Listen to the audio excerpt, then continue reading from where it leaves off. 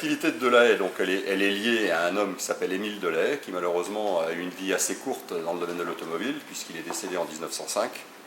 Donc Jack, malheureusement, il n'a pas vu le succès par la suite qu'a eu sa marque. Donc globalement, Émile Delahaye était ingénieur arrêt métier à Angers, et très rapidement, il s'est spécialisé dans la construction de moteurs à combustion interne. Voilà, donc il a construit ses premiers moteurs. Et par la suite, il a construit une usine en Touraine, rue du Gazomètre exactement, où il a construit sa première voiture, une Delahaye type 1, avec laquelle il a eu un certain succès dans un certain nombre de petites courses automobiles, où je rappelle que la vitesse maximum moyenne était de 25 km/h.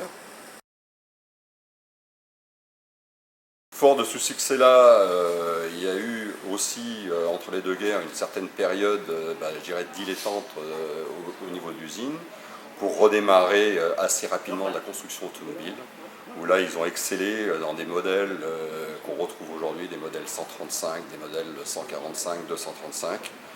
Et aussi, ils s'étaient spécialisés dans la construction de moteurs de camions, puisqu'à l'origine, Delahaye est avant tout un constructeur de châssis et de moteurs.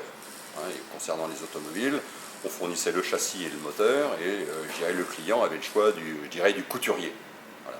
Mais ils ont excellé aussi dans la construction de moteurs de camions, et Émile Delahaye avait inventé aussi un système de motopompe motorisé donc sur un camion. Et très vite, il a intéressé les pompiers, puisque c'est un peu le sujet aujourd'hui.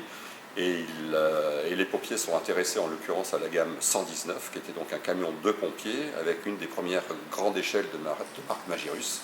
Et donc c'est en cela que les pompiers se sont équipés pendant des décennies de ce fameux camion.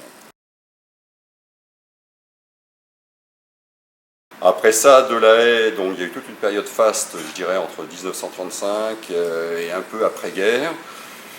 Ils ont racheté une autre marque française qui s'appelait Delage. Et par la suite, c'est parti un petit peu en déliquescence. On ne sait pas trop ce qui s'est passé. Est-ce que c'était des volontés politiques avec l'avènement de Peugeot, Citroën, etc.